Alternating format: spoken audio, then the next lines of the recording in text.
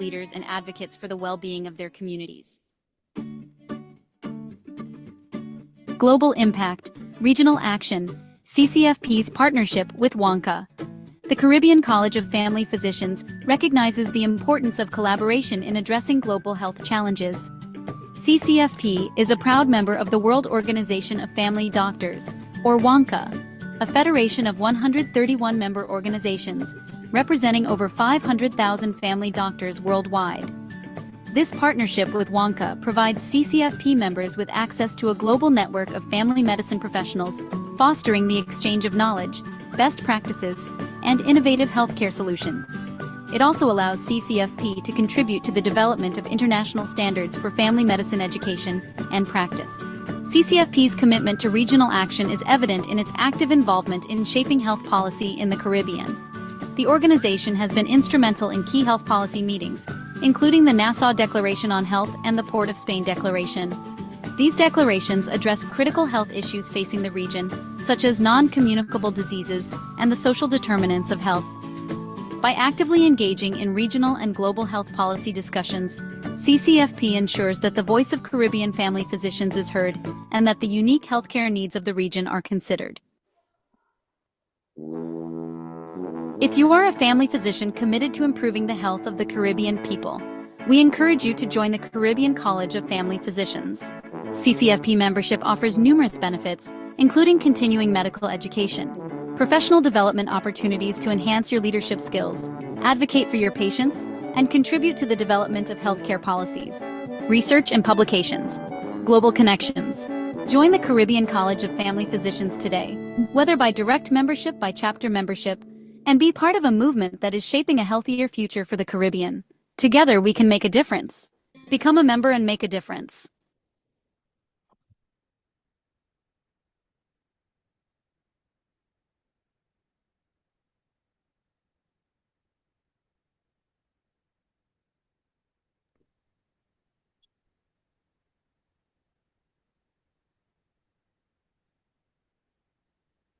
Good evening, everyone.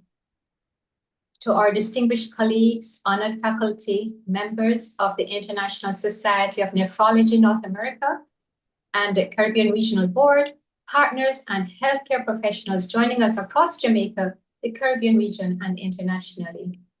On behalf of the Caribbean College of Family Physicians, it gives me, Dr. Aldith Buckland, a Caribbean College of Family Physicians rep, great pleasure to warmly welcome you to this evening's academic session, the Nephrology Lecture Series, Diabetes and Chronic Kidney Disease. Let us begin with prayer. Almighty God, we thank you for bringing us together as healthcare professionals, united in service to humanity. Grant us wisdom as knowledge is shared this evening. May our learning translate into compassionate care, early prevention, and improved outcomes for the patients we serve. Bless our presenters, moderators, organizers, and participants. Guide our minds, strengthen our purpose, and remind us always that behind every diagnosis is a human life entrusted to our care. May compassion guide our science and excellence guide our practice. Amen.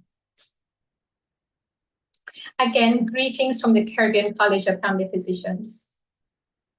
The Caribbean College of Family Physicians remains deeply committed to strengthening primary care, family medicine education, and interdisciplinary collaboration throughout the Caribbean.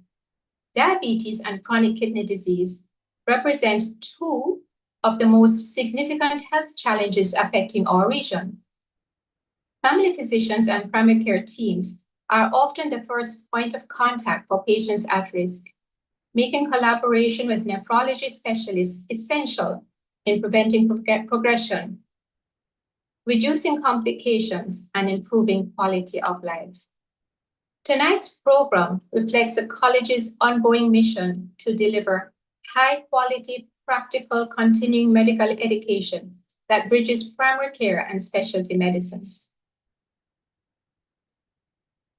We have a collaboration with the International Society of Nephrology, North America and Caribbean Regional Board.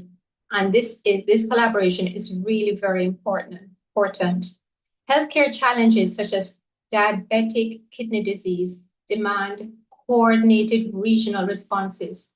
Through collaboration between family physicians, nephrologists, researchers, and healthcare leaders, we strengthen early detection and prevention strategies, knowledge exchange between primary and specialty care, regional research and capacity building, improved kidney health outcomes across Caribbean populations. The Caribbean College of Family Physicians values this collaboration immensely, and we look forward to continued joint initiatives that advance kidney health and patient care across our region. We have a very important person and other person in our midst. First of all, our moderator, Dr. Lorianne Fisher. It gives me great pleasure to introduce her to you. Dr. Fisher is a distinguished consultant nephrologist and intensivist based in Jamaica and serves at the University Hospital of the West Indies, Mona. She completed her MBBS with honors at the University of the West Indies, followed by advanced training in internal medicine and nephrology in the United States, including nephrology fellowship training at the internationally renowned Johns Hopkins Hospital, where she also completed critical care training. Dr. Fisher combines clinical excellence with academic leadership. She serves as a lecturer within the Epidemiology Research Unit at the Caribbean Institute for Health Research at the University of the West Indies and has contributed significantly to advancing kidney health knowledge within the Caribbean. Her clinical expertise spans chronic kidney disease and end-stage kidney disease, dialysis care and hypertension management, kidney complications associated with diabetes, lupus, and sickle cell disease. Her research interests focus on understanding kidney disease within the Caribbean populations, including the epidemiology of chronic kidney disease, sickle cell nephropathy, lupus nephritis, and acute kidney injury related to systemic lupus diseases and systemic diseases. Importantly, Dr. Fisher currently serves as chair of the North America and the Caribbean Regional Board of the International Society of Nephrology from 2025 to 2027 term, where she continues to champion regional collaboration, kidney disease prevention, and professional education initiatives. Beyond academia and clinical leadership, she is also well known for her public outreach efforts, educating communities on kidney health awareness and prevention. We are therefore honored to have such an accomplished clinician, researcher, educator, and regional leader guiding tonight's discussions. Dr. Fisher will now assume the role of moderator and will introduce our distinguished keynote presenter, Dr. Suman Behar. Dr. Fisher, the virtual floor is yours. Thank you. Hi, thank you, everybody. And thank you very much to the CCFP for hosting and being such an integral part of this initiative. We started this initiative about 2 years ago, aiming to improve the knowledge and collaboration between nephrologists and primary care physicians on kidney health. We acknowledge that kidney health is oftentimes our patients are referred from the primary care physician, our point of entry, our patient's point of entry into care. And therefore your role is extremely important in detecting and managing kidney patients living with kidney disease. I hope our efforts will only expand as we recognize the growing epidemic of kidney disease. And we present a very important topic, which is diabetes and chronic kidney disease. And I'm very honored to introduce a very excellent lecturer. I'm sure you'll have a wonderful time listening to her today. Her name is Dr. Suman Behar, and she's a dedicated Canadian nephrologist whose work spans clinical care, research, and global kidney health. She works at South Lake Health, a regional cancer and cardiac center, and holds a position as an adjunct assistant clinical professor at McMaster University, Faculty of Health Sciences.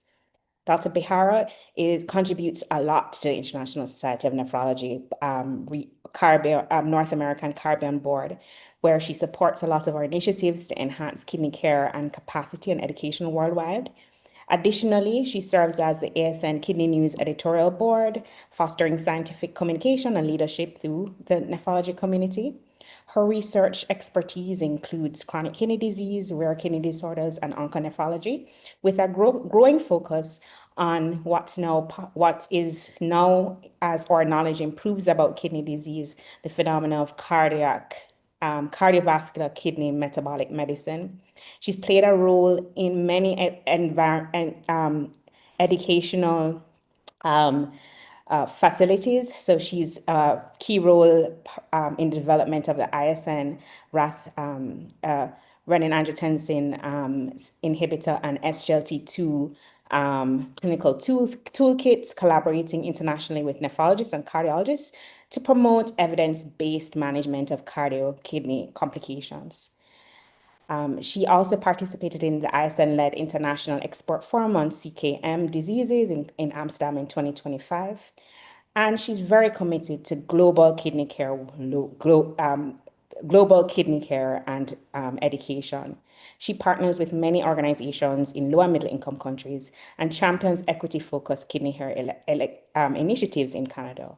Her work exemplifies scientific excellence, interdisciplinary collaboration, and a passion for advancing kidney health across diverse healthcare systems. And without any further ado, I'd like to introduce Dr. Bihara. She's going to present today on diabetes and chronic kidney disease. And thank you. Thank you, Lori. Thank you, Dr. Fisher. I mean, that was way too generous of an introduction. Dr. Fisher is the one who does all the hard work. Without any further ado, I'm going to start sharing the screen, and hopefully I won't land into any technical difficulties.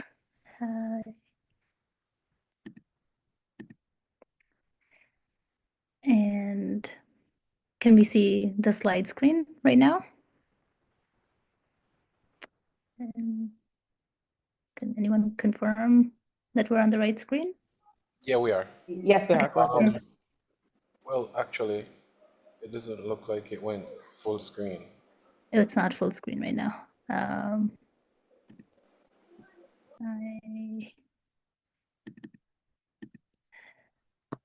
Let me just load.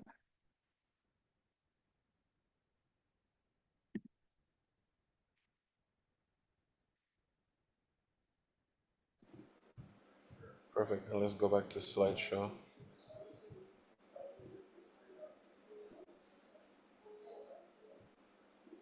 While we're doing this, some kind of housekeeping before we start. So we'll do the questions at the end. Usually we have a very nice extended Q&A at the end.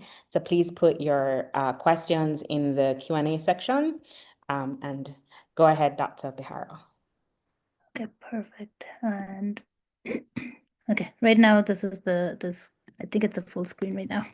Yes, perfect. Thank you. Perfect. Okay. So the presentation for today is part of our ISN lecture series, and we're going to concentrate on diabetes and chronic kidney disease, which is a very, very important diagnosis, and we need to know how to manage it.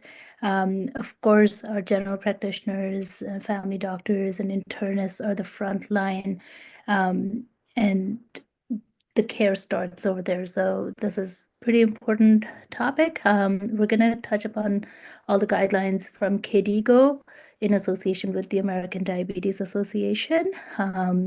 Diabetes Canada had some 2025 guidelines updated, which is basically coming from the KDIGO guidelines, and of course ISN, the International Society of Nephrology.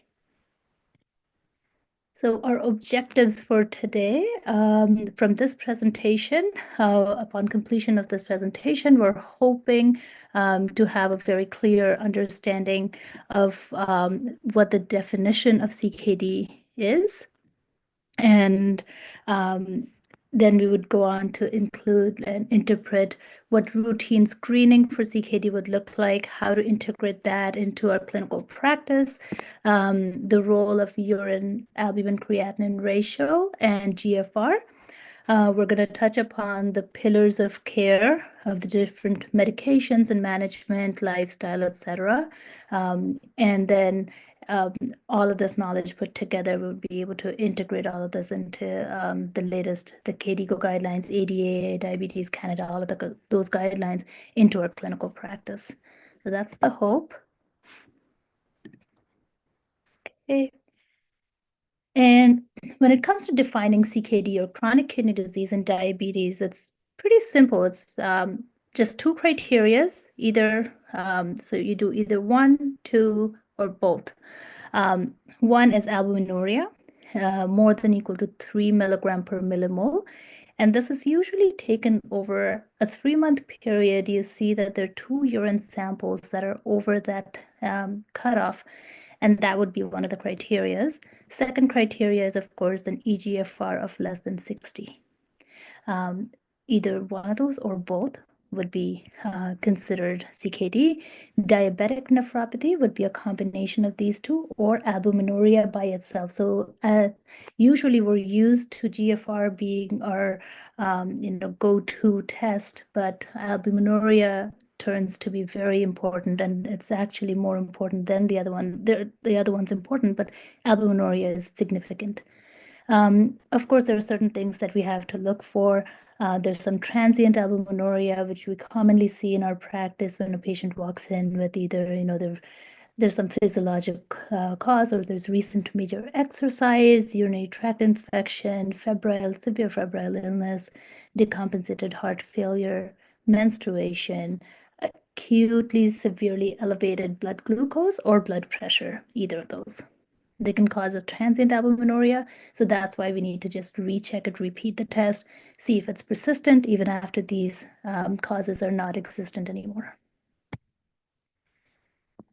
Now, we went into, I got some data for Jamaica specifically, and there was International Diabetes Federation has Jamaica as one of their partner countries, and what was seen as diabetes in Jamaica in 2024, it's about 2 million. So there are about 2 million adult population in Jamaica, out of which 12.5% prevalence was seen of diabetes, which is roughly around 236,000 people with diabetes. North America, Caribbean region in general consists of about 10% of the population that has diabetes in the entire world. So it's pretty significant. And 33% of those with diabetes will eventually they'll lead to kidney failure with or without requiring dialysis. And a lot of the population that has kidney disease in diabetes are going to experience some sort of heart disease with an increased risk for cardiovascular deaths.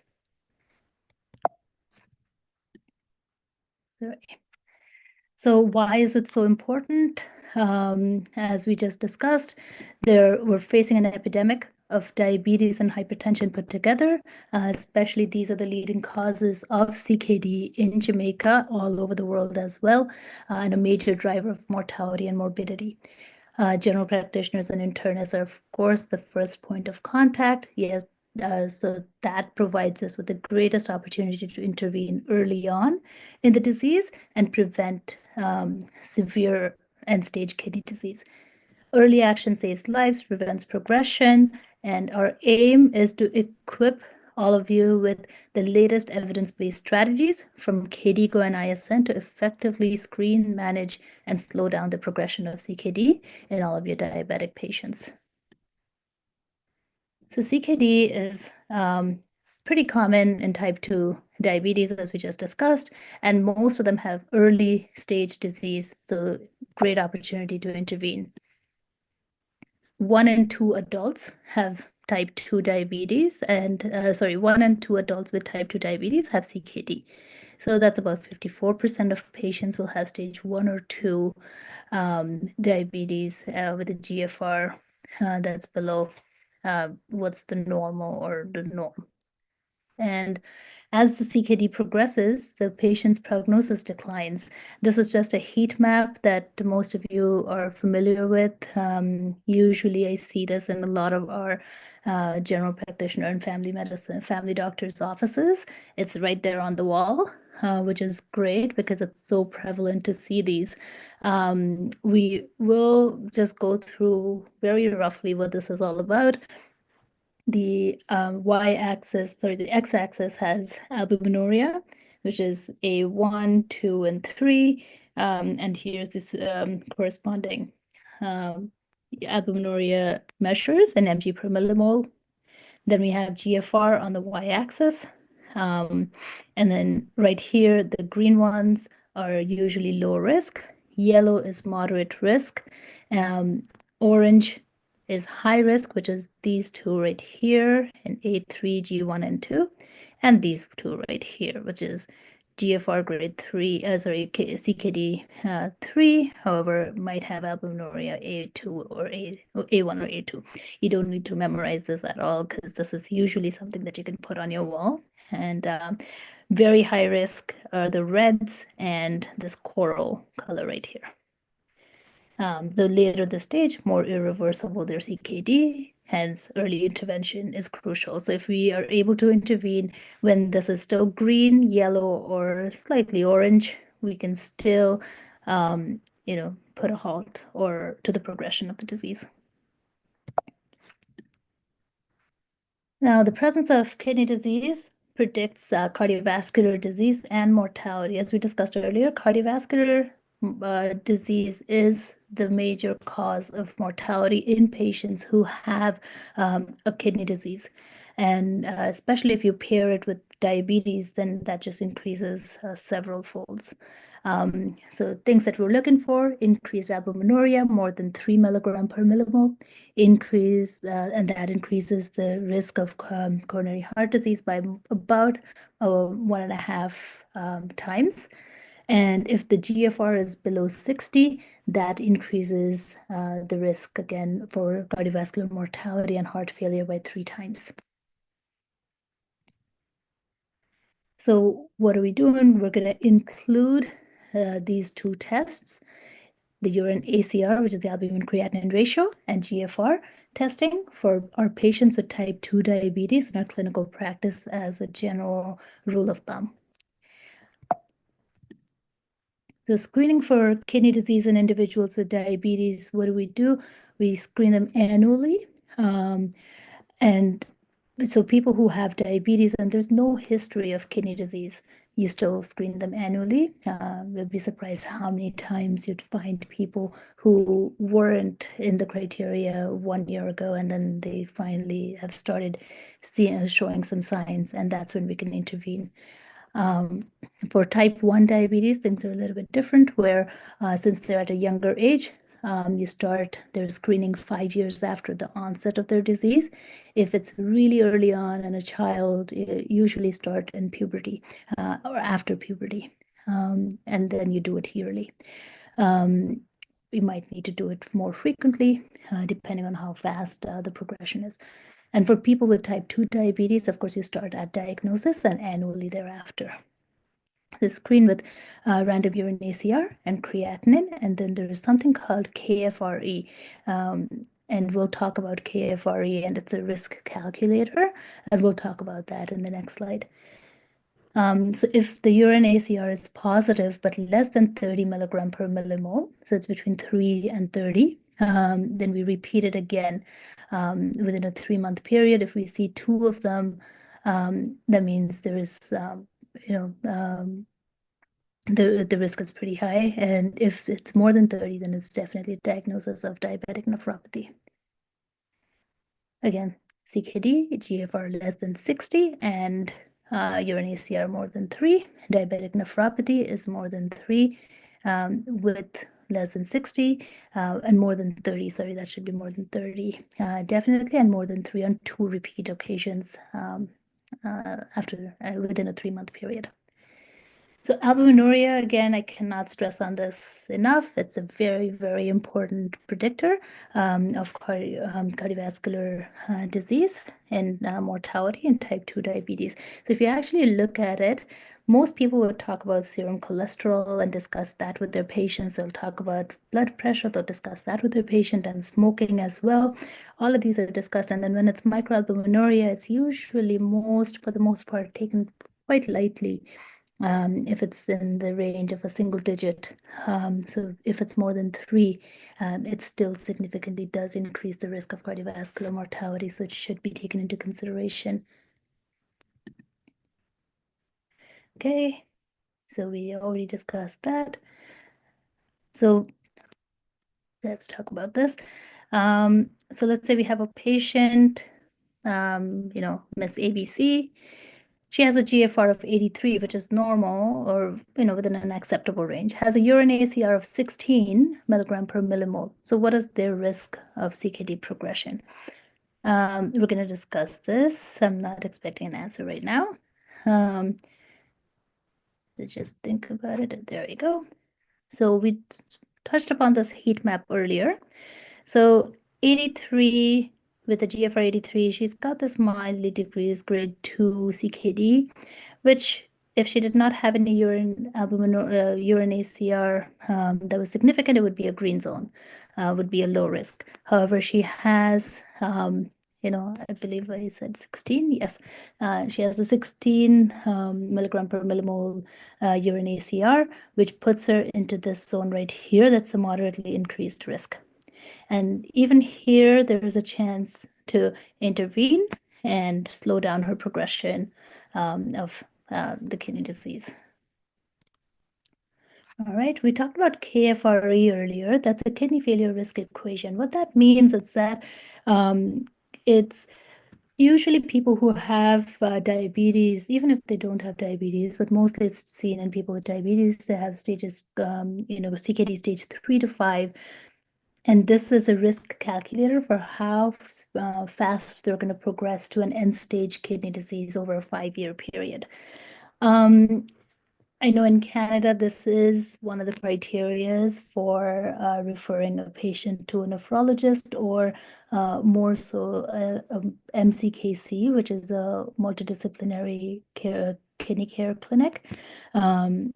So what happens if a KFRE score is more than equal to 5%? That means they have a high risk of progressing in the next 5 years to end-stage kidney disease requiring, renal replacement therapy, be it dialysis or transplant, or just they're going to progress to stage 5 CKD. What this calculator, it's an online calculator. There's a QR code right here that you could take a picture and see what it is, or you could just click on this link as well and it would take you there. It takes into consideration the age, gender, GFR, and urine ACR. In North American calculators, there is one of the slots that says whether the patient is of North American origin or not, which I find is a very iffy question, so we're not going to touch upon that. But that would give you the grade of progression. It tells you 2 numbers. One is a 2-year progression, one is a 5-year progression, but it's very helpful in knowing, even for yourself, how you should be counseling this patient. So in this lecture, I got a lot of data from KDIGO, and of course, I also went into the consensus report from 2022.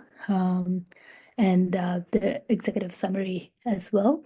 I believe the consensus report was in 2020. It was released in 2024, but it takes into consideration the KDIGO guidelines 2022 for diabetes.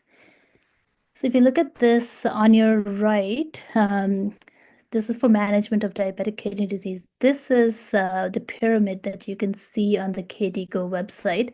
It is pretty simple, but I just oversimplified it here just for ease of our eyes. At the end of the day, we're not all very, not everyone's fortunate enough to have a very high attention span. So we'll go with more colorful, less words. And if you look at this pyramid right here, at the bottom, the management of diabetic kidney disease, as you can see, it includes not just medications. There's lifestyle modifications that need to be done.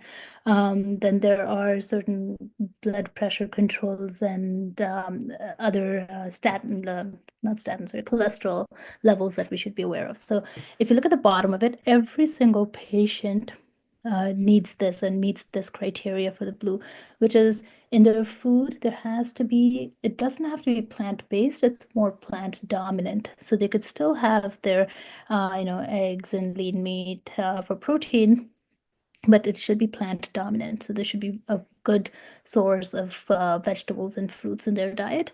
Exercise, getting up, being active, cannot stress upon that enough. I'm pretty sure you guys stress upon that enough with your patients as well. Smoking cessation definitely decreases the cardiovascular risk as well. Weight management is key in diabetes management.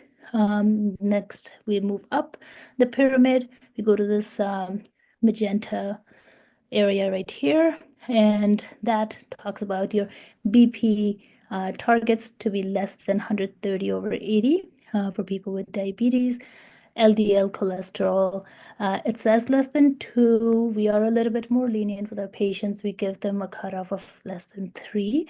So it usually really just depends on what the lab values are, but I think mostly less than 3 is decent for LDL, and HbA1c levels of less than 7 for diabetics. If they're especially under the age of 75, above the age of 75, you could be a little more lenient with them. But by little more lenient, I just mean 0.5.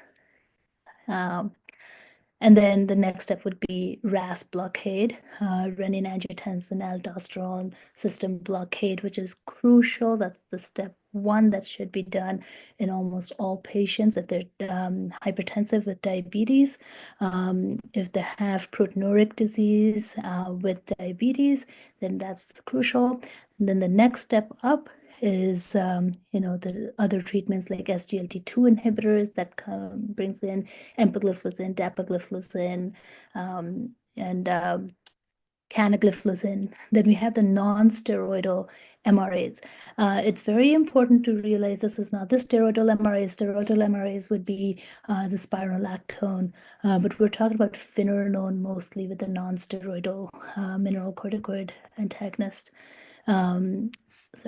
And then the 4th pillar of diabetic kidney disease is GLP-1 receptor agonist, which is the semaglutide, liraglutide. Those ones, semaglutide is more common now, and adding that would add more kidney and heart protection. This is again coming from the Diabetes Canada 2025 guideline, but it's basically what has been discussed in KDIGO guidelines as well, that there's very, very strong evidence, which is grade A, level 1A evidence for including RAS blockade, SGLT2 inhibitor, GLP-1 receptor agonist, and non-steroidal MRAs, these to be part of diabetes management when it comes to diabetic kidney disease. Now I think most of us are more acquainted with using RAS blockade as step 1. So we're just going to move on to SGLT2 inhibitors. I will come back to RAS blockade, etc. Later on in the slides when we talk about certain toolkits that ISN has for all of you to use. They're very exciting and they're very useful, so we'll touch upon that later. And then when we talk about SGLT2 inhibitors, usually they have excellent cardiovascular and kidney benefits. They reduce mortality and morbidity for patients. Actually, it's even with or without diabetes, but we're talking about diabetes right now, so we'll talk about diabetes. So in patients, you see significant decrease in the risk of kidney disease progression, acute kidney injury, and cardiovascular death or hospitalization from heart failure. And when it comes to metabolic benefits, this is something that is more visible to the patient. They can see that their HbA1c numbers are coming down. Their body weight actually does come down as well because they're literally peeing out sugar. And then their systolic blood pressures also have a slight improvement as well. Okay, and there's an important risk factor that almost everyone talks about, because most patients now go to ChatGPT before they come to us, and they'll ask about, oh, I don't want to start this because, there's Fournier's gangrene. As a first-year med student, I didn't even know how to pronounce Fournier's gangrene, but these people are great. They know how to say all of these things. So they'll come back to you and say that, oh, I don't want that. I don't want amputations because, and it causes a lot of UTIs. So usually the benefits outweigh the risks, and that is why the physician is recommending it to them, is what we usually tell them.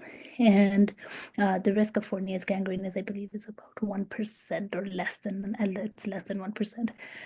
And most of them are women, so they don't have to worry about it. But euglycemic ketoacidosis is one of the risk factors that's there. So if somebody has a history of euvolemic diabetic ketoacidosis or just diabetic ketoacidosis where they're more prone to it, that's where I would be more cautious about starting them on it, but otherwise it should be okay. And then when we talk about GLP-1 receptor agonists, these are mostly, again, semaglutide, liraglutide. Most common ones that we recently had a lot of buzz about was Ozempic or Wegovy for weight loss, but then Ozempic was the trade name. That flow study was actually stopped early on, before even their end date, because they had such good cardiovascular and kidney benefits.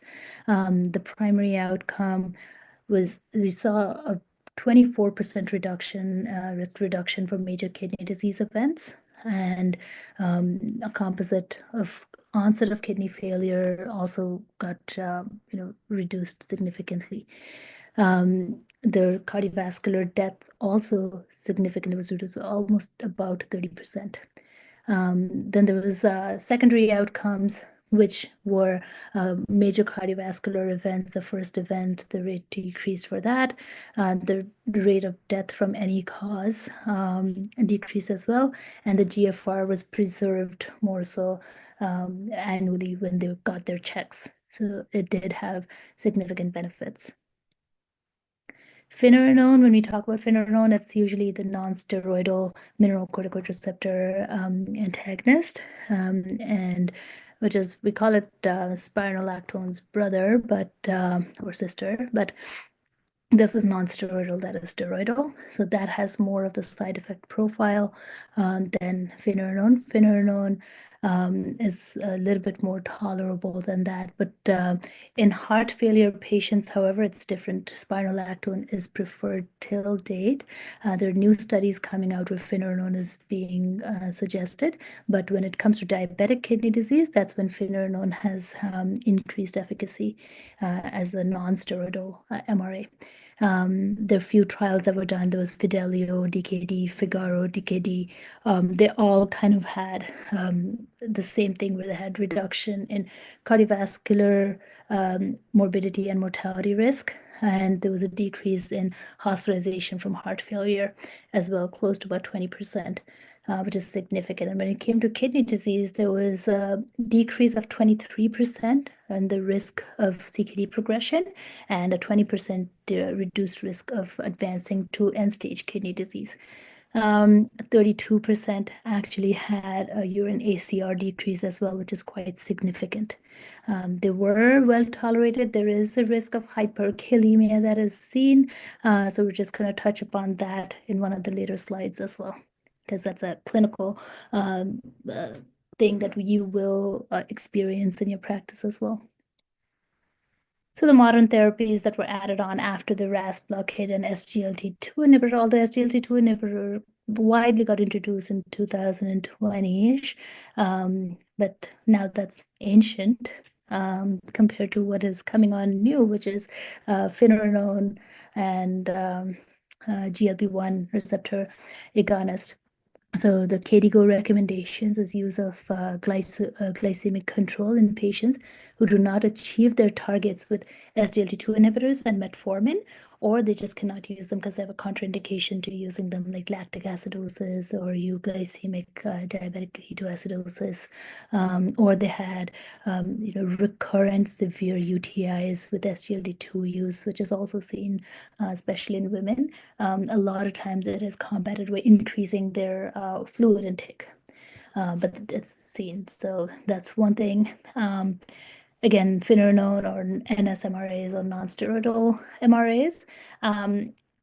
It's considered in patients with type 2 diabetes and CKD and who have persistent albuminuria despite being on ACEs and ARBs. ACEs or ARBs, you never give them together. ACE and ARB should not be given together. It was given together in the earlier practice, but not anymore. So these two, so these four are the pillars of diabetic kidney disease. When people say GDMT, they usually talk about cardiovascular health, but why not talk about GDMT or guidelines based medical treatment? Why don't we talk about it for kidney disease? When it comes to diabetic kidney disease, we actually have earlier, maybe 10 years ago, we weren't as well equipped, but now we have RAS blockade as our first pillar, SGLT2 inhibitors as the second pillar. Then if you need more help, either non-steroidal MRAs can be added, and then GLP-1 agonist can be added. After the RAS blockade, the other ones, the sequence does not really matter as much anymore. Earlier, they were started in a sequence, but now sometimes you do weigh out that if somebody is diabetic but also has hypertension, then we're good with giving them RAS blockade and then adding on the SGLT2 inhibitor. Let's say somebody is always hypotensive and they're not tolerating RAS blockade. At least now we can give them the SGLT2 inhibitor. When we talk about non-steroidal MRAs, they're not a very strong antihypertensive, so they do have some benefit in people who have softer blood pressure readings.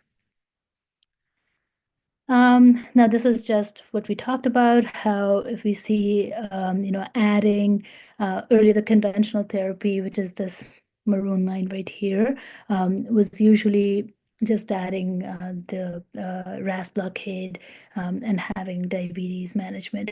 But now with the combination therapy of SGLT2 inhibitor, GLP-1 receptor agonist, non-steroidal MRAs, we see this is the result with the combination therapy where people have a better mortality, morbidity benefit. This is the kidney event-free survival right here, and this graph right here talks about the heart failure-free survival, which is also improved with the combination therapy. Okay. This again talks about that, but it's a little bit more graphical interpretation of it. So the effect of early intervention, if you look at this, the trajectory of CKD, this is normal aging, the green line over or the teal line over here. If there is no intervention, then there's a drastic decline in health and kidney failure much earlier in life. If there's a late intervention, maybe you're intervening right here. There's some improvement and you're delaying the progression of kidney disease by a little bit, but not as much. But if you look at the early intervention and you're intervening early on in the disease, then the life expectancy, mortality, morbidity benefits are much more. Okay. This one just talks about how to titrate doses. It does not really have to follow this timeline, but this is just for a graphical idea of what we're trying to do and what we're trying to achieve. So usually there's a traditional approach where you do it much slower over a course of a year and a half. You're introducing one medication after the other. Then there's an accelerated one where within a year or 10 months, you start one 3 months later, you add on the other one. 3 months later, you add on the third one. So you're doing a much accelerated approach to that. And then the rapid sequence is something that is there, but then most family doctors in our communities are not very comfortable with this. So I'm not really going to advocate for that. It takes a little bit of getting used to. So right now, I would say first maybe doing it over a year or a year and a half, and then slowly trying to see if that somebody's a little bit younger is able to tolerate better, then maybe an accelerated or rapid approach can be applied. But things that you should always be aware of is their potassiums. Both ACE and ARB and non-steroidal MRAs have the propensity of increasing potassium levels or giving you hyperkalemia. SGLT2 inhibitors not really. They actually surprisingly have a little bit of a potassium decreasing effect. So you could add it for that reason. And then hypovolemia is very important. It just says SGLT2 inhibitors here, but hypovolemia, it causes hypovolemia because of the diuretic effect, but I think when there's hypovolemia, you have to be careful in all three classes, RAS blockade, SGLT2 inhibitor, and non-steroidal. You should always warn them that, hey, if your blood pressure is lower than 100 systolic, or if you're dehydrated, you're having diarrhea, vomiting, any of those, please stop these medications for that many days and then resume once you're feeling better. Same goes with metformin as well. There you go. Now, when to refer to the nephrologist. There are clear KDIGO guidelines and referral criteria. It says if there's advanced CKD where the GFR is less than 30, that's an immediate referral to the nephrologist. Then there's a rapidly declining eGFR where the trajectory is just not going. Normal eGFR decline would be about 1 ml per minute per year. If it's more than that, then that would be warranting a nephrology consult. If there's persistent significant albuminuria, then definitely that's a cause for concern. And uncontrolled hypertension, despite having 3 or more medications on board, is a definite nephrology consult. Persistent electrolyte abnormalities, don't give it a second thought. Lori is not gonna like me for this most likely, but then yeah, those are some of the causes. And then of course, if you're suspecting that this is not diabetic kidney disease, most family doctors are more than comfortable treating them. But if it's something that you've seen that this does not fit the criteria, then definitely refer them to the nephrology so they can have a clear, complete, thorough workup for the other causes. Now, I was talking about the toolkits. So these are some of the toolkits that ISN has made, and it's there for use by everybody, mostly by family doctors, GPs, internists, also for nephrology and cardiology, cardiologists as well. But it's very important for our first line of physicians. So there's some common things, like if you look at this side right here, there are lots of toolkits that are available. I do have links to them in another slide, so I can share that. I'll share that later as well. So if you look at it over here, there's some that says, if you're this is one of the roadmaps or the nuts and bolts of, what is an indication to start a RAS blockade, what is, early monitoring, what to look for in the long term, things like that. And then the potential issues that come up like hyperkalemia, metabolic acidosis, acute decline in their kidney function. When is it a cause for concern? Those things all can be found right here. If you go to this link right here, it says RAS inhibitor optimization toolkit. Then you can see all of these links and drop down menus right here. The one that I showed you is the overview, this one, overview nuts and bolts. Then you have another one that says addressing challenges. This is when you have hyperkalemia, what to do, when to intervene, that would be right here. Then you could click on this one. This talks about other things like, there's a change in kidney function where there's a drop in GFR significant. What do you do when it's concerned? When you should stop it, when you should half the dose. This is what it talks about. And then they're addressing other things like, dietary approaches to hyperkalemia and things like that. This again is one of the things with the toolkits for SGLT2 inhibitor. This just talks about, when and how to use it, the indications, and this is basically the nuts and bolts of SGLT2 inhibitor, high-risk patients, long-term management. So you don't have to grasp all of what we're talking about today. You could just go on the ISN website and go to the toolkits and avail all of these practice points and everything. It's there. There's sick day medications, when you should stop it, what drugs interact, mostly if there's a lithium on board, digoxin, then these are things that you should just be careful and warn the patient about. Just do a regular blood work as well if you need to start them on a SGLT2 inhibitor. Then these are the ones that talks about the necrotizing fasciitis, Fournier's gangrene, some of the side effects. Genital infections and hypovolemia are quite common, but then the other ones that you see in green right here they're not as common. Then this is a unique thing that actually I worked on along with one of our cardiology colleagues. It's called the SGLT2 inhibitor cold map. We all saw the heat map and we're quite used to a heat map and seeing that heat map there and when to, when is it a concern. But then SGLT2 inhibitor, we devised a cold map. What that does is that all of this, so GFR of 20, up until a GFR of 20, it is okay to initiate an SGLT2 inhibitor. And those are as per KDIGO guidelines. You could just start them until a patient is at about 20 GFR. And this blue zone, solid blue zone right here actually talks about, shows a cardiovascular and kidney risk reduction.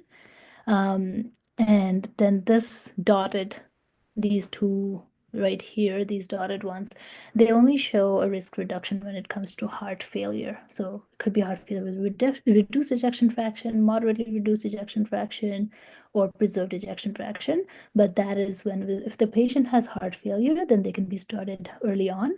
But otherwise, you're looking for either a higher grade albuminuria or you're looking for grade 3 CKD and above to start the patient on SGLT2 inhibitor. These are actually also a part of the toolkit for SGLT2, where these are certain patient guidelines where if the patient has certain questions, these can be provided to the patient. So it talks about where and why, why the patient is being given SGLT2 inhibitor, what are the benefits, things like that. So this is really good for the patient. It's a patient information sheet. This is also a patient information sheet for potential side effects. However, I find that this is very helpful for our GPs as well when it talks about what are the potential side effects and what steps can be taken urgently and what you can advise your patient. So this talks about that. Mostly talks about, keeping your hydration well would be one of the major points that you're hitting, and not to take the medication if there's a UTI or there's very low blood pressures. Now, when it comes to non-steroidal MRAs, then there is the finerenone that we talked about. There are two sections. If you go on the website of the toolkits, there are two sections. There's a top portion that talks about steroidal mineralocorticoid use, which is in heart failure patients. And the bottom is this toolkit right here. And this talks about when not to start it. Usually, I would say if the GFR is less than 25, then steer clear of it. Do not prescribe it. And otherwise, it's okay to be prescribed to the patient. Now, things that you should be checking for when starting a non-steroidal MRA or finerenone is, of course, you're looking at the GFR and the albuminuria, but then you have to be careful about the patient's potassium. It is a mineralocorticoid receptor antagonist, which does increase the potassium, although less so than spironolactone, but it does increase it. And when it is more than 5.5, that's when you hold the finerenone, you don't give it to them anymore. You recheck the potassium, and then you kind of might think about restarting it if it's less than 5. If it's more than 6, definitely direct them to the hospital, give them, potassium binding resin or something to get the potassium out of their body. Advise them for a low potassium diet as well to stick to it. But then there are certain gray zones. It's like if it's less than 4.8, it's okay to carry on and initiate the medication. If it's between 4.9 and 5.5, then you are cautious. Your Kerendia finerenone has 2 doses, 10 or 20. You can ask them to start with a 10, although 20 is the suggested dose. I don't think a lot of my patients are more frail and they don't tolerate 20. So I start them on 5 and give them 10, but usually they recommend 10 or 20. And also doing blood work. It does say every 4 months. Some of our patients are a little bit more antsy about letting go for such a long time, so maybe they can have a more frequent blood work. That all depends on the individual being treated. GLP-1 agonist and statins, those are again things that are recommended, highly recommended. GLP-1 receptor agonist has a class 1B recommendation, which is quite strong by KDIGO, to be started in type 2 diabetes with CKD. And then you have the statins, which is anybody who's diabetic, usually above the age of 50 needs to be on a statin, but even if they're between the age of 18 and 49, and they have CKD, but they're not treated with dialysis or transplant, it's suggested that they are started on it. There's stronger evidence for people over the age of 50, but definitely if even younger, it decreases the stroke risk and cardiovascular risk, like MIs. This again is a picture of the toolkits. There is Cardio Kidney Metabolic Initiative, which is a new initiative by ISN. It has a very neat, if you go on that website, it has a very neat, I want to say a scale where you could draw down, there's a cursor, you can draw it down to where the person's GFR is, and it would show you what their risk is like, how they would improve, and it's very neat. So I would definitely suggest to go on these websites. It's basically the isn.org initiative/toolkits, and then you can find the optimization of RAS blockade, SGLT2 inhibitor. The one for MRA is actually hidden under the optimization of RAS blockade one. And well, the take-home messages is you are the key to saving kidneys because you are the first line. Patients are seeing you first. Screening is mandatory. Like, I cannot stress on it enough. It's so important. Both GFR and urine ACR, super important. Management-wise, you adopt a comprehensive approach. What you focus on is the glycemic control, also their blood pressure. And then stage by stage, you start the kidney protective medications, because now there are so many that we can actually decrease and delay the progression of kidney disease. They don't really have to go on to dialysis. So all of that is great news for nephrologists and also for the patient, also for their treating physicians, family doctors, everybody. And then make SGLT2 inhibitors a cornerstone as well. RAS blockade has now become one of the cornerstones. Now SGLT2 inhibitors should also be sort of integrated in there as well. It does decrease fibrosis, which decreases inflammation as well in the body. It decreases cardiovascular and kidney risk for progression or mortality, morbidity in a 10-year span. Definitely use the ISN KDIGO toolkits. And yeah, so those are it. This is how to screen, who to screen. So who and when to screen is type 2 diabetes, yearly starting at diagnosis, how to screen, two things, urine ACR, EGFR. And what do you do with a positive result? You repeat it, you confirm the diagnosis, and then you initiate evidence-based treatment like we talked about in that pyramid. And the 4 pillars of diabetic kidney disease. And we all know now what defines CKD. I think I stressed upon it so many times that you probably want me to be quiet now about all CKD related things. And you're all experts. Well, I think that is all. And Thank you, Dr. Bahar, for such an excellent presentation. It's very useful in that it's very practical, because especially now that we're getting more of these medications available to us, the importance, even more so, is identifying these patients early. And I think you stressed that very much in the in your presentation. So thank you very much. I'm gonna go to the questions in the chat, and which were a lot. So I'm gonna start with one. The one that I answered actually, and I'm gonna, because I think it's a very good question. It's on somebody from Mexico.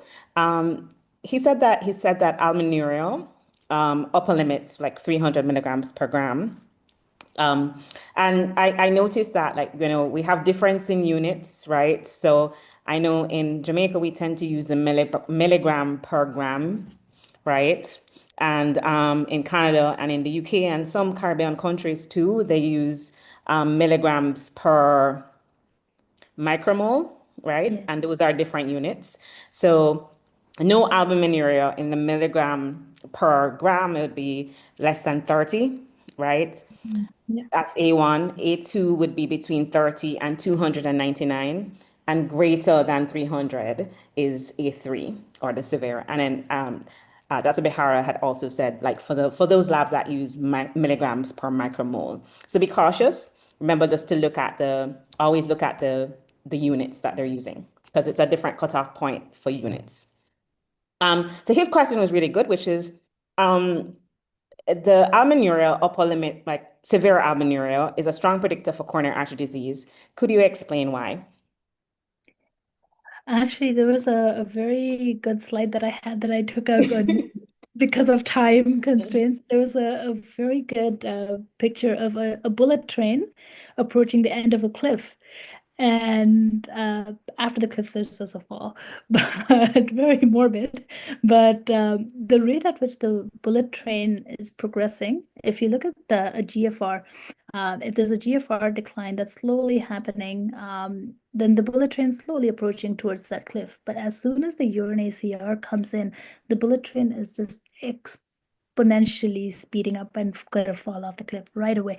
I think there's a lot to do with the filtration mechanism itself, and like physiologically, that's being broken because of all the high glycemic index, and then the blood glucose level being too high, the renal clearance of sugar. There's more sugar, more damage, like mechanical damage to the kidneys filtration system. Now, if there are big holes, if you imagine there are big holes in the kidneys filtration system, it's very difficult now to fix the holes again.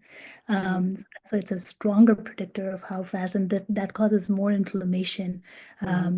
And those I think would be more of the reason why it's progressing so fast towards it.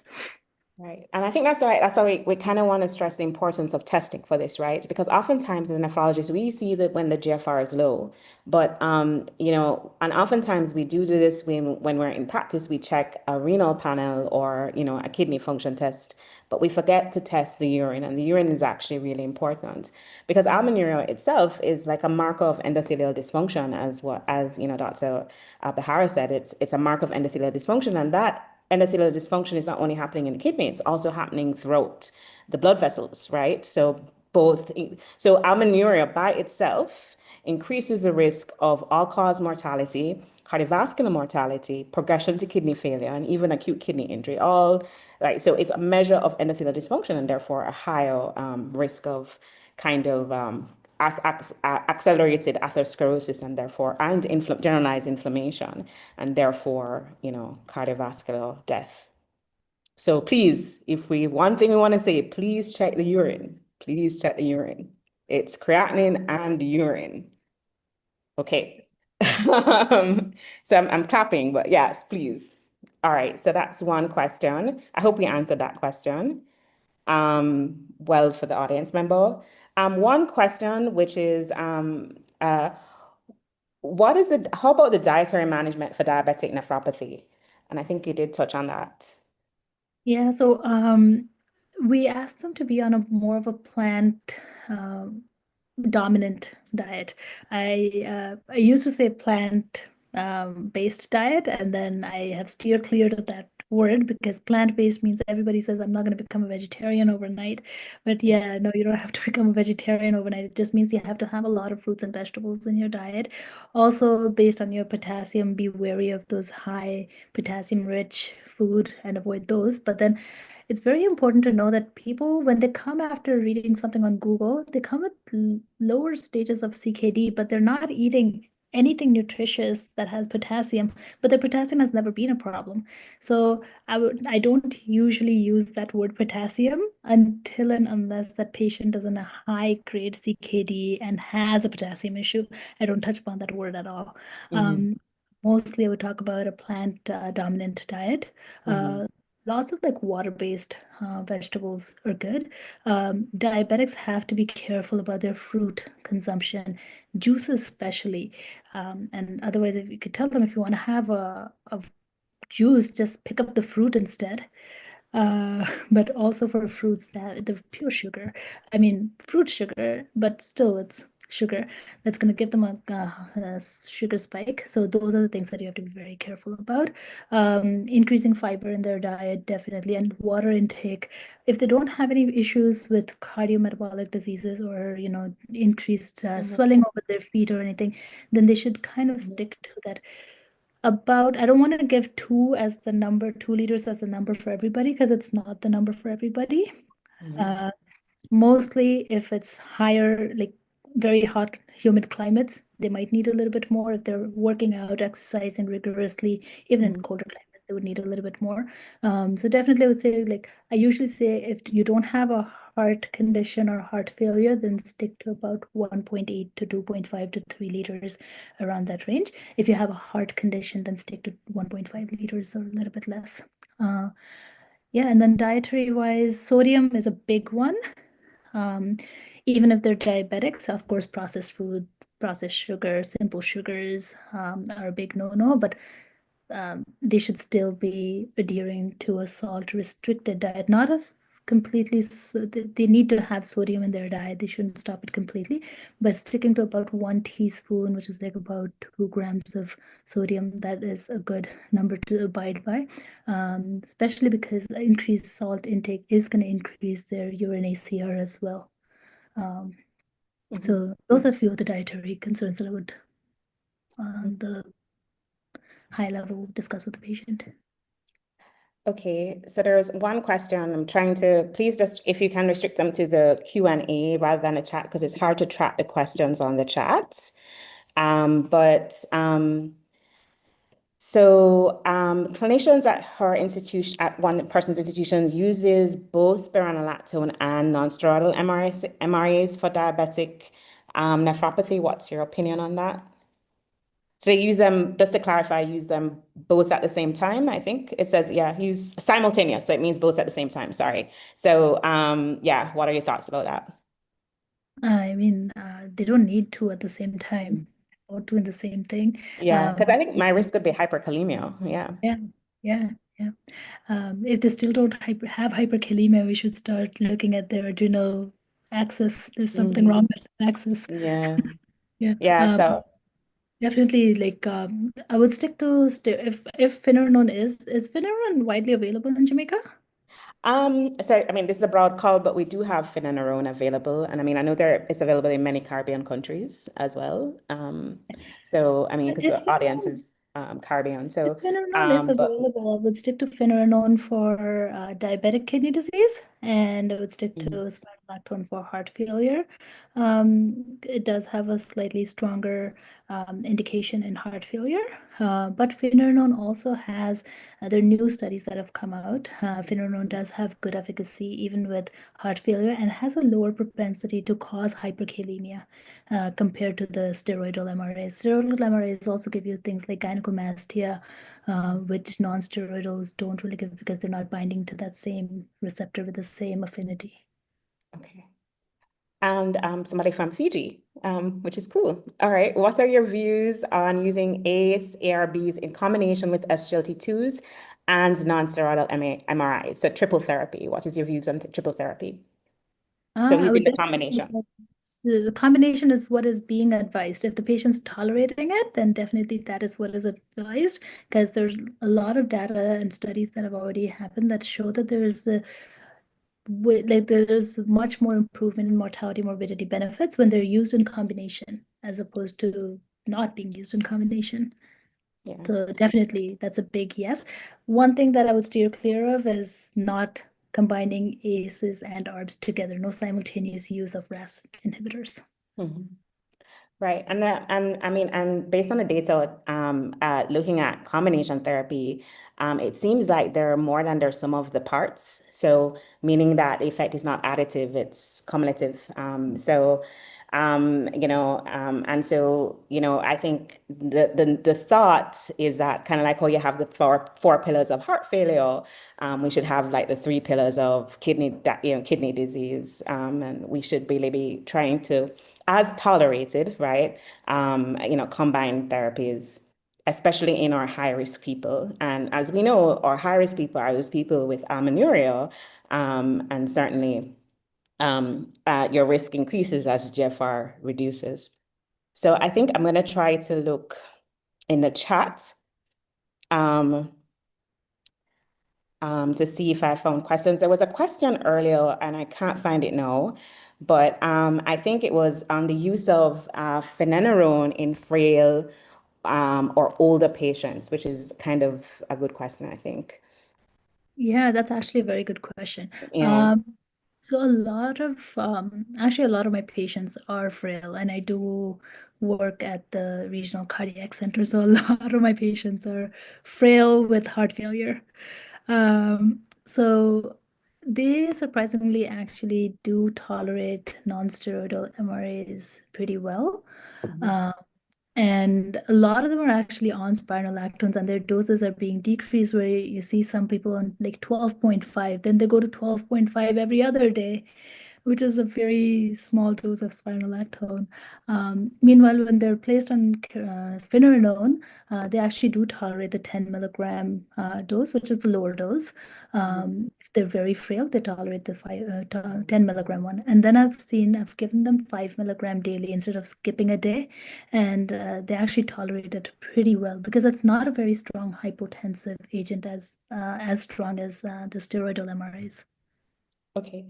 And then there's a question okay, so two questions. So one is from the same person, so I'm going to use the same questions. So one is thanking you on an excellent, a delightful talk and the importance of screening. He says that risk of CHD increases as early as ACR reaches 10. My question about GLP-1s, as far as my knowledge, the only GLP-1 studied in diabetic kidney disease was semaglutide, 1 milligram. You kindly mentioned in Lira. So was Lira studied in DKD? Lira wasn't studied. Liraglutide wasn't studied. Mhm. Liraglutide is just there, and I have some patients on liraglutide, but somehow I don't know the exact mechanism of why and how, but semaglutide has better results even in the patient that I've seen in person. But I think if it's not available, liraglutide can be used because it's the same mechanism of action. Maybe just the affinity might be a little bit different for semaglutide versus liraglutide. And now there's Mounjaro, which is the other one that's like a prequel of GLP-1 agonist, which is also showing really good benefits. So if that's available, then that's also something. As long as I think there's GLP-1 receptor agonist activity, it is beneficial. So if you don't have semaglutide, you could use liraglutide, but the studies were done with semaglutide. Okay. And the next question was, why does the guideline recommend referral to nephrology at a GFR less than 30? It may be too late to reduce progression. That's actually true. Uh, that's a very good question. It's actually true. It's a KDIGO Yeah. guideline. And, I think in my understanding, it might be there because, before that, there is something that can be done. Mhm. And that's why you're stopping it. And you have all those amenities to do. And then after 30, it's Yeah. so low. Then it's better. It's just safer for the patient to be followed Mhm. by the nephrologist if there's a fast or rapid progression. Mhm. End stage kidney disease, then they are already reviewed and they have a process, a plan, Mhm. rather than an urgent start dialysis. They might have a few other things that they could be tried on, which the nephrologist might, Yeah. or the nephrologist might be able to implement those um, treatments with much more force as Mhm. well. Yeah, and I think the thing is it should be that like everyone who's under 30 needs to see definitely. And I think, I guess this is why it's so important to have talks like this so that we know that like we're not getting people with whose GFR is less than 30 and they're not on a RAS, they're not on an SGLT2, they haven't been tried. And an important thing is that, so that's one, why we need to educate like our primary care physicians and our internists and make sure they like are treating people appropriately. Although the world is not perfect, we know that. And the second thing is, the separate points is like more risk stratification. So anybody certainly who has significant albuminuria, has a lot of protein in their urine, so A3 or more, regardless of GFR, they should probably be seen by a nephrologist. If you, one of the KDOGA guidelines point is cause. So, up to a third of people with diabetes and kidney disease do not have diabetes causing their kidney disease. So if you're not sure, if you don't think that this is diabetic kidney disease or they're atypical presentations, so someone who suddenly becomes nephrotic, or there are other features on the history that is not suggestive of diabetic kidney disease, then you should really refer that patient. And I think that is said in the guidelines that they do say that if you're not sure or if they have a lot of albuminuria, if they have a lot of proteinuria, or a rapidly declining GFR, you should be referring to nephrology. But I think again, importance of this is that we do have to make sure that primary care physicians are empowered to initiate these drugs and to check for GFR and albuminuria testing to make sure that we're doing that and starting appropriate therapies. I think that's the kind of importance. But yeah, I agree that GFR, where I hope that the people in the audience are not saying that, oh, we'll wait until the GFR is 30 before we send to nephrology. Please don't do that. Yeah. Yeah. Okay. So another question arises about non-steroidal MRAs. I'm aware that this is not okay. Okay. Could you shed some light on finerenone generics, especially in low and middle income countries where finerenone is costly? At least any insight on that? Unfortunately, I do not have much idea about the finerenone. It is although Canada is not a low or low middle income country, a lot of our patients can't afford finerenone either. Because right now it's Kerendia that's making, like Bayer that's making it. I'm hoping for the market to open up so that finerenone can be made by other companies, but I think they have to wait a certain number of years before that happens. Yeah. So to my knowledge, I don't know of any other company that's making it right now. Unless someone from the audience is aware of finerenone being made by other companies. If it is It has not to come off available, patent. I think it has to yeah, come off patent. it Yeah. does. And then there's a certain number of years that they have Yeah. to. Before they become generic. So yeah, I mean, I think that's a tough question, because um, I think what we do need to do as and I guess as a global nephrology community is really advocate to our governments and also to drug companies, because really and truly, finerenone and drugs like SGLT2 inhibitors have the capacity to reduce mortality and hospitalizations, right? So if you look at it from a cost effectiveness perspective, investing in SGLT2s and finererones reduce costs for healthcare systems that are already underburdened.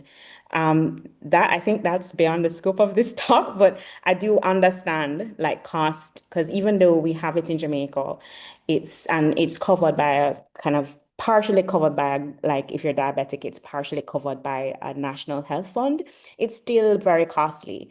And I think that is something where we do need to advocate both to government, Ministry of Health, about the cost effectiveness of this, because there's quite a few cost effective trials in SGLT2s. And certainly I'm sure the same applies to finerenone and MRAs. And so, there's no easy answer to that question, but certainly I do understand.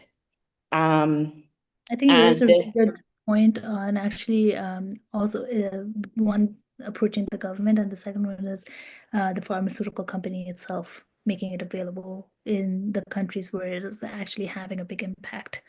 So yeah. So my last question, another question on NSA is this is another good question, is any studies looking at non-steroidal MRAs and type 1 diabetes?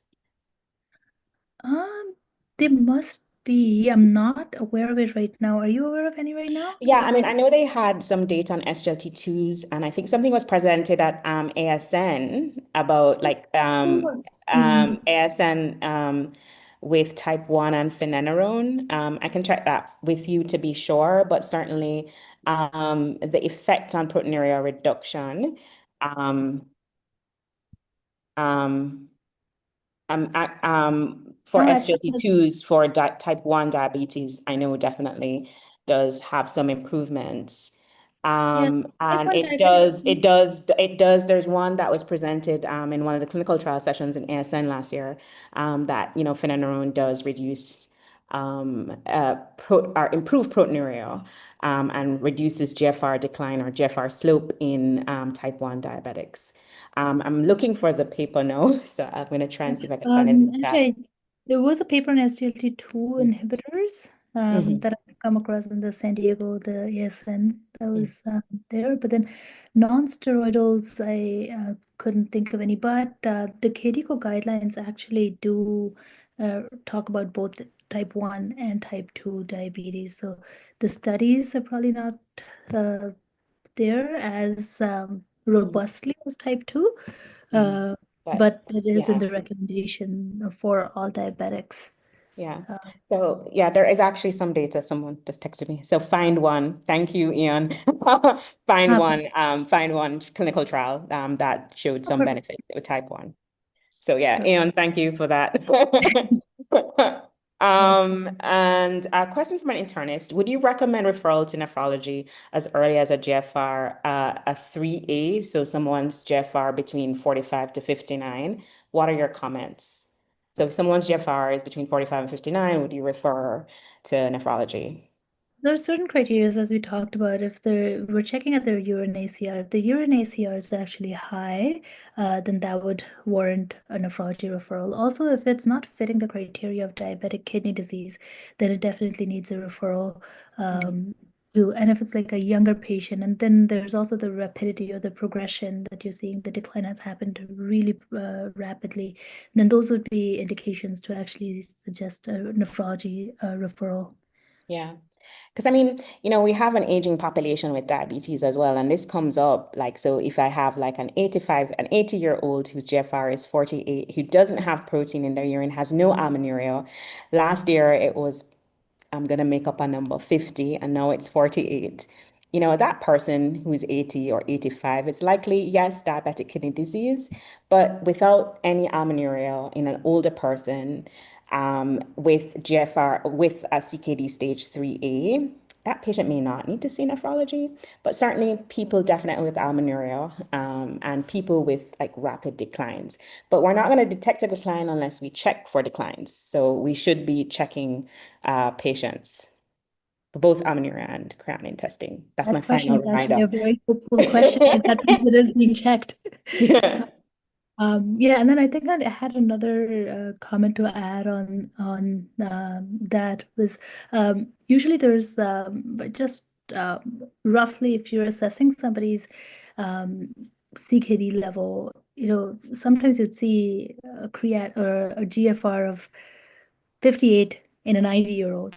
But then usually if you kind of go by a number in your office when you're seeing a patient, if you kind of take GFR of 90 as a cutoff, and then you do 1% decline per year per patient for that patient if it's after the age of 40. So let's say the patient is 60 years old. Now you're taking 20 away. So if they have a GFR of about 70, 75, then that's okay. It's okay for their age because after the age of 40, they do see 1% kidney function decline per year as a normal aging process. Mhm. So there's certain things that you have to be kind of assessing, as Lori mentioned as well. Age is a big factor in there. So more questions. Well, we always have a lot of questions in these things, but this is great. I really like the discussions. So there's some insight on the use of dual SOTA, dual SGLT1/2 inhibitors on diabetic kidney disease. Not familiar with that. Are you? Dual SGLT1/2 inhibitors or SOTA? No, I don't have much experience with that. No, we don't. I'm sorry, we don't have much experience with that. I'll try and see if we can look it up, but I didn't see much data on that. What period is considered a rapid decline? That's a very good question. So what is considered a rapid decline? So I think we just talked about it right now. If you Yeah. see more than a 1% decline per year Mhm. in GFR, then you're Mhm. kind of a little bit concerned. Then you look at their HbA1cs, let's say it has been off this, like it's been very, very high. Then you know that that is sort of coinciding, but still, if you see more than a 2% decline per year, then you're a little bit more concerned about that patient, especially if they're younger or less than 75, I would say. Yeah. So for example, if someone's GFR was like you did your test, you do your yearly test for diabetes, let's say the creatinine, the GFR, which was like 40, let's say your SGLT2 inhibitor, you started someone an SGLT2 inhibitor and they're on their RAS inhibitor and their GFR is like 45. And then they have like no proteinuria, their albuminuria is like 30. And then when you check it a few months later, and I say a few months, meaning 3 to 6 months later, and it is now like 35, right? And the albuminuria is worsening, or it's now 35. I think that person you should be warranted. And the first thing is that just like any approach to elevated creatinine, is why would this person have would have a sudden drop in GFR? That's a 10-point drop. So why would that person? So that's one thing. But I mean, if someone's GFR is declining by about more than 2 per year, definitely, you want to think about, and especially because oftentimes you guys are going to be following them longitudinally. So let's say in like January, the person's GFR was 75, and then by the following January to do the test, it's like 68 or 65, and then the following year, it's like 59, that person, that's a rapid decline in function. So certainly, that just giving you an example, but sometimes, acute kidney injury or acute worsening in kidney function, although this is not a discussion, can coexist with chronic kidney disease and often does, meaning that people with chronic kidney disease are more likely to develop acute kidney injury, right? So the question is this worsening kidney function or acute kidney injury? And certainly, I think for the purposes of a primary care doc, if you are seeing like this continued decline over time, then yeah, refer. And I think for the most part, and hopefully I'm not opening up myself to more calls. Like if you're not sure, I think, there's something called, if you're not sure, if you're not clear, if it's not making sense for you, everything is, if the GFR you notice when you text, it's lower each time, and you're not really sure if is this true decline, is this just lab variation, then, I think it's reasonable to reach out to the nephrologist. And I think it could be just a phone call, or it could just be a referral. So I think guidelines are there to assist you in management, but there's such a thing as slight nuance. So maybe, and this is where things like the KFRE is really helpful, right? So if their GFR is under 60 and you're not sure, then, put it in the equation. And then if they're high risk, you can go ahead and refer. But yeah, don't call me all the time. But yeah. I mean, what are your thoughts on that, Simon? No, definitely. I agree with what you said right now. It is actually a case-to-case basis, but then the judgment is, if there's the rapidity of decline coincides with, more than 2 to 3 in a year. Okay, so two more questions, and I'm going to close off because I think it's past everybody's bedtime. So one question is, are there any possibility for oral GLP-1 receptor agonists in the future? Because patients may be hesitant to start injectables. Yeah, actually there is. Semaglutide is also available in an oral form. There's a daily oral form. I think you go by 3 milligram every day for the first 4 weeks, then you increase it to 7 milligrams for the next 4 weeks, then you increase it to 15 milligrams. So that's the semaglutide oral one that we do use in some of my patients who are terrified of needles. And then there is another one that starts with an O, is not very commonly used. I want to say or for something. It's So also a GLP-1 agonist. yeah. There's another question about the role of cystatin C in screening. That's a really good question. If it's available, then yeah. Yeah, that would be great. If you have it, so the advantage of cystatin C is not affected by things like lean muscle mass, because we know creatinine is. It's kind of the KDOGA guidelines say use it when available. But I don't think it's in the diabetic kidney disease management. It's in the CKD best practices management. So yeah, if you have it available. I think I had it on one of my slides. I just didn't read it out because most places it's not available. And cystatin-based measurements may be useful in your younger diabetics who may have hyperfiltration, right, where creatinine may not be as useful a marker, but certainly if you have it, then you're better than me, better than us in Jamaica. It's very sensitive. It's a very sensitive marker, even for like people who have hyperfiltration for obesity as well. It's actually very helpful. So if you have it, please use it. We will start using this EGFR CKD epi for renal function. So they're asking if they're using if we should use the 2021 CKD epi, the new race-free equation, for EGFR. What is CKD epi? When was the last time? 2021. 2021. That's the most frequently, like more commonly used one. That's the standardized one. Yeah. So in European populations, they use they use the CKD 2009 without the race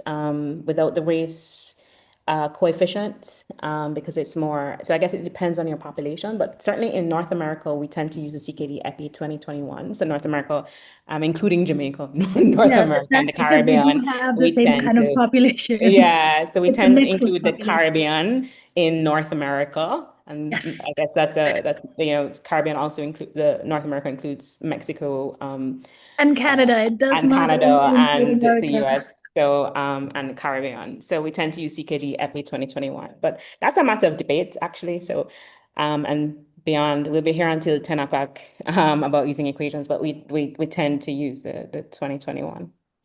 Yeah, yeah. That's the most widely used one, especially for population. All right, so I think it's almost 9 o'clock. I'm gonna say thank you for this really, really good discussion. We had a lot of excellent questions, and thank you for your time. I'm giving a welcome of thanks. Thank you very much, Dr. Behera, for the excellent presentation and also the excellent discussion on your insights on clinical management of diabetic kidney disease.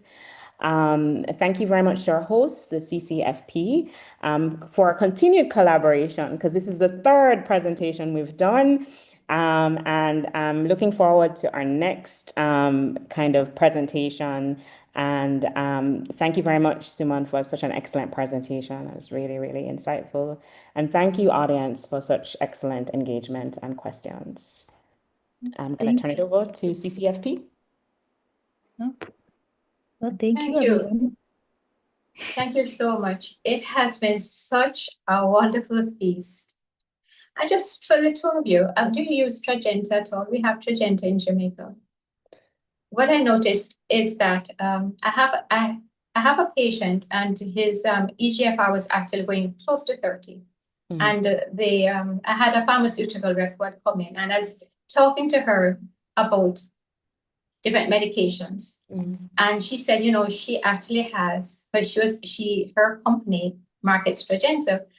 And the amazing thing, I used it, and the gentleman's EGFR went up back. Yeah, I took him off. He was on before. metformin. I took him off metformin as well, Mhm. and his EGFR just went up back. And it's just fascinating to see, you know, and the medication is affordable. Yeah. So Trajenta is a DPP4.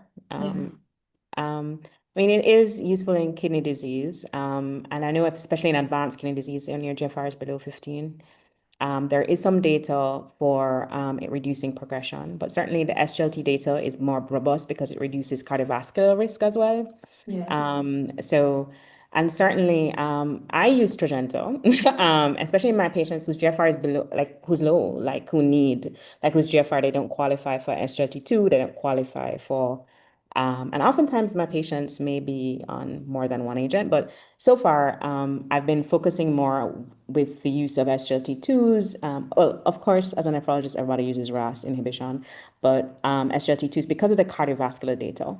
Because remember that I mean, as a nephrologist, we need to think about things other than dialysis, because I know that's important. But a lot of our patients have multimorbidity. So most patients with diabetes also have coronary artery disease. They also have hypertension, they have metabolic syndrome, so the SGLT2 actually helps both the cardiovascular, and I have no ties to SGLT2, so let me start off by saying that. So I'm not, but certainly the cardiovascular and mortality benefit with SGLT2s is there. And the non-steroidal and the finerenone. But DPP4, which Trajenta is a DPP4 agonist. Those do have benefits in kidney patients, and I do use them. But yeah. Thank you so much. Well, thanks for shedding some light on that, because I did notice that his EGFR has gone up really well. And amazingly, he actually he had inguinal surgery and just under general anesthesia, and he did quite well. Just saw him like 2 days ago, and he's beaming, and he's an elderly man. Oh, that's good. Yeah. And it is, I just embrace everything that the two of you have said. It was just amazing watching the dialogue between the two of you, and you know, you're a really good team.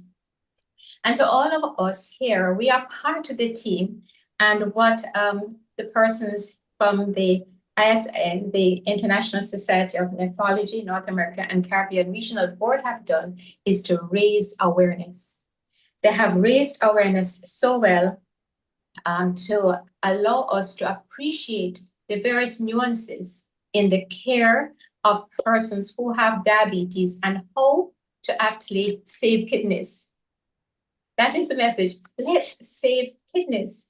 And it starts off actually by doing our screening, right? And engaging the patients and the families, because we all need to go through lifestyle. The kids are eating ultra-processed foods. It is really bad. It is cheaper than healthy foods.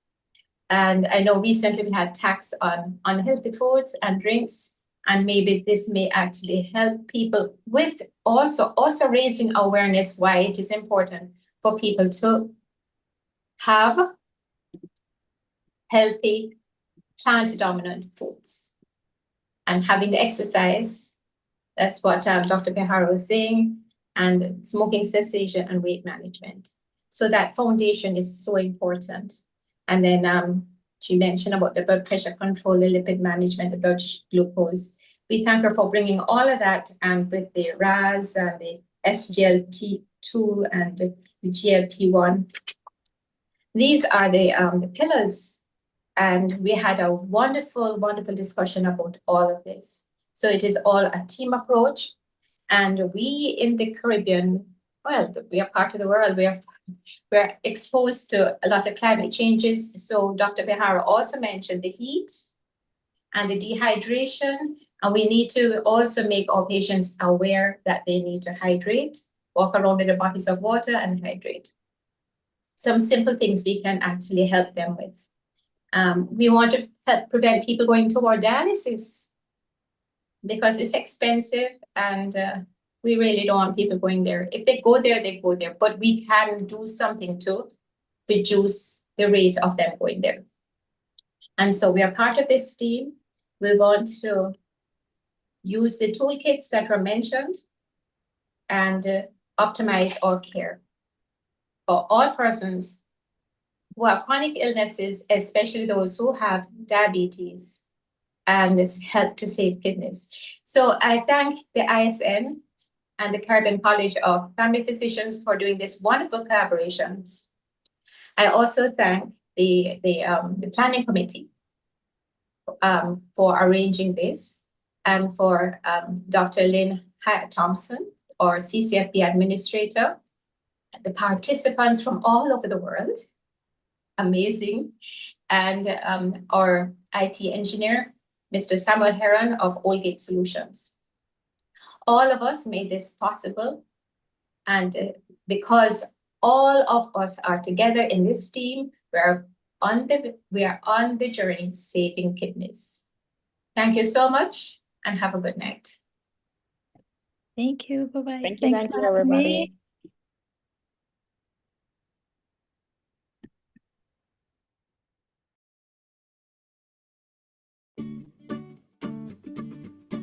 Guardians of Caribbean Health, the vital role of family physicians.